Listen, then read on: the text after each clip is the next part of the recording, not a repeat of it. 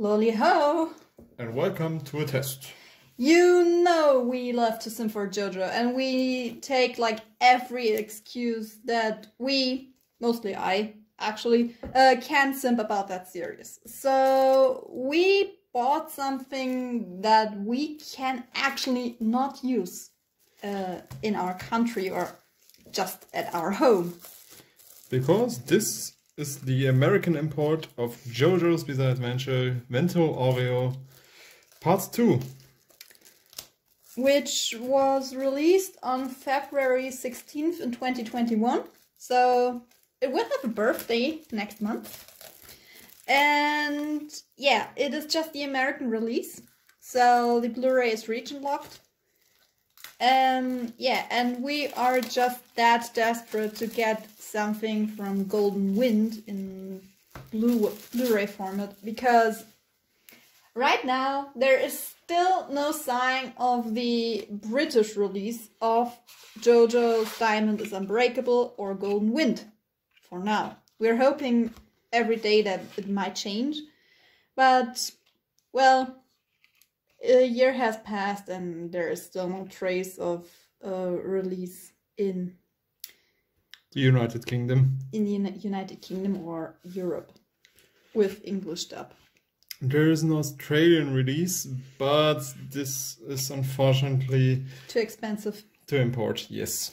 Yeah, because it's not as fancy as this one. Yeah, not as fancy at all. And the sad thing is, actually the Blu-ray boxes aren't that expensive compared to German Blu-ray boxes, but you have to pay the shipping and the import fees. And our import fees are, since last year, a little weird, to say it that way, because no matter how high the import fee is, you have at least to pay €5 extra that the German Post, because the German Post will pay the amount of import fees before you will pay it, and you have to pay them that sort of stuff extra. So if there's an import for a fee for €1, it's highly likely that you will pay €6 to €7 because of that. And it happened kind of often to us. And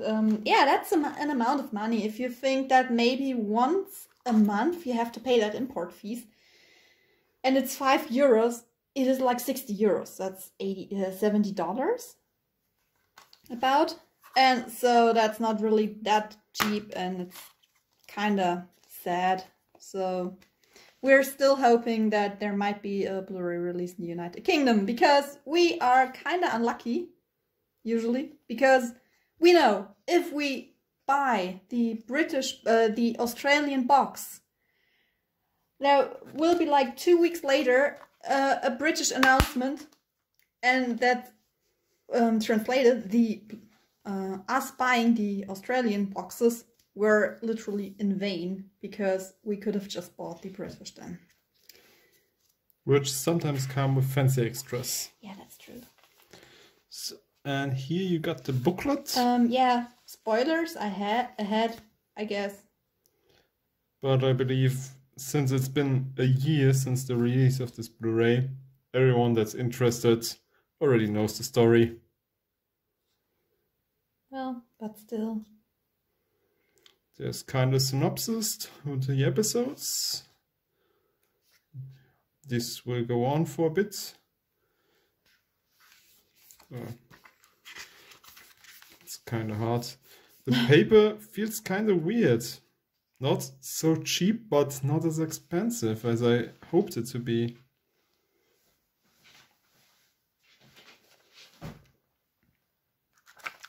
Yeah. Kind of sturdy. So turning the page is not as easy as I thought. So yeah.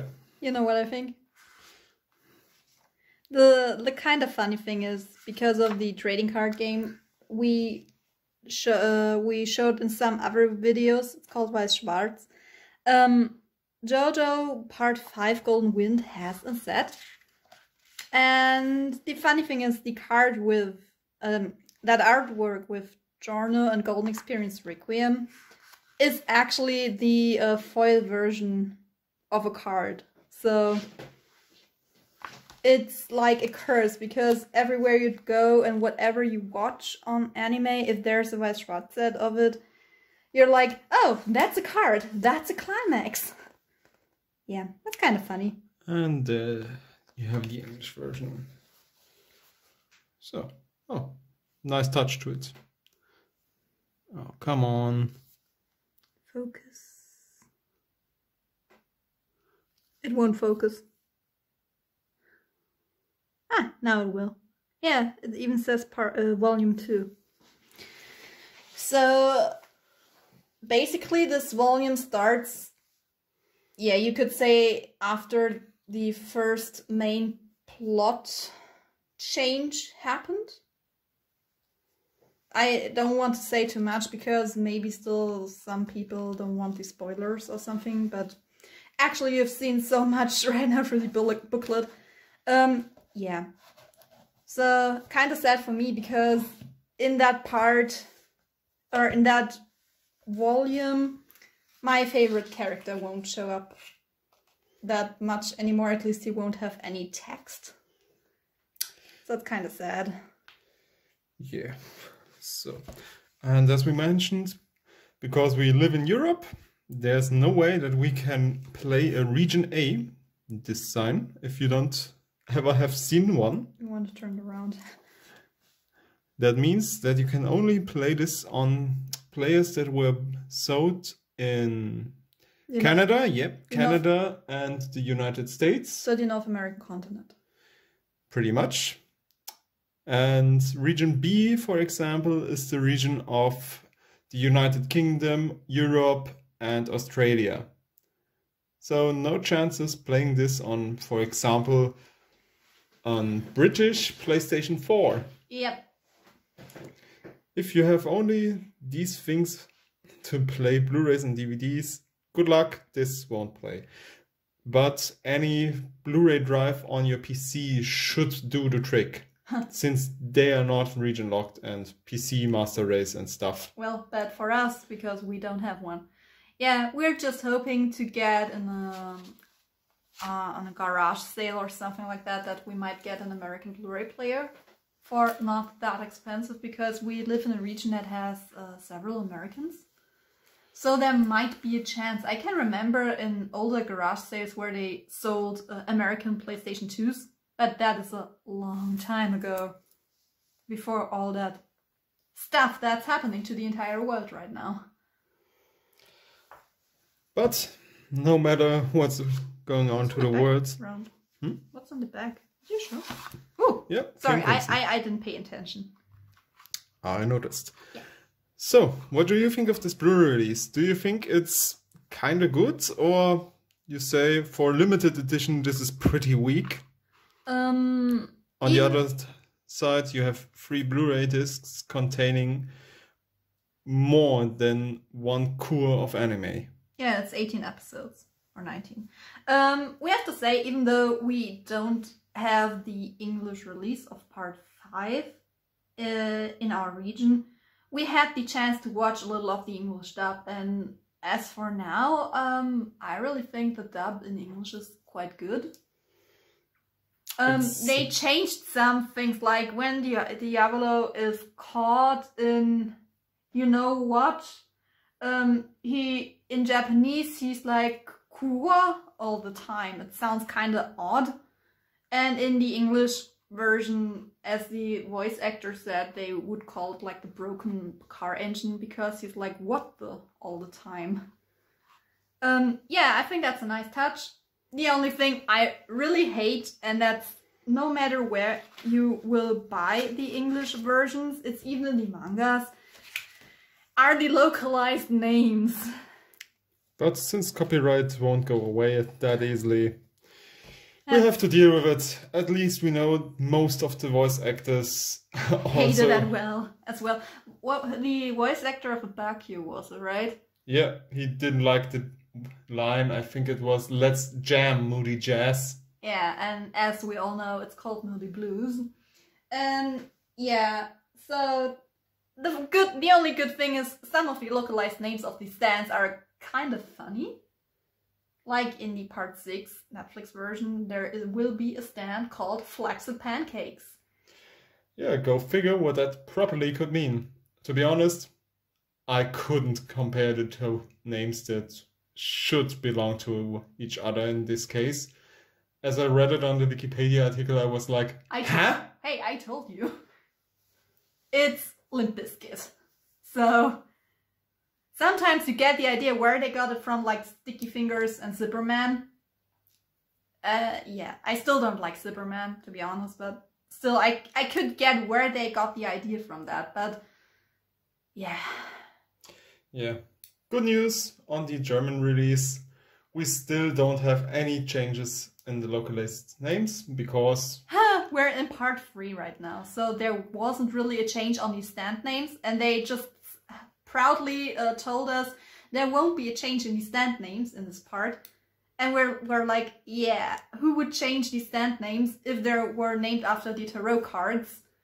So they would just change the names of the stand users, like Billie Jean.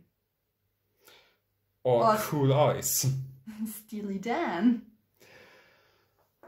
The good thing is, the first voice actor we come to know, the German voice actor of Alucard from Helsing, is our old Joseph Joestar, which sounds kind of weird, but it has a nice ring to it. It works.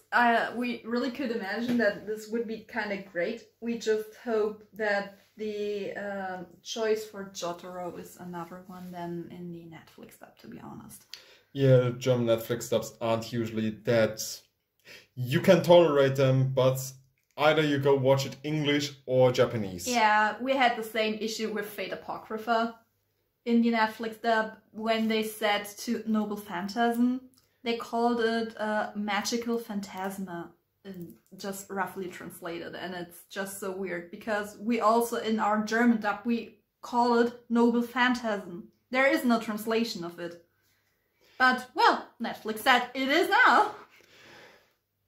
Yeah, but to make this a wrap, this is the release. It's a test.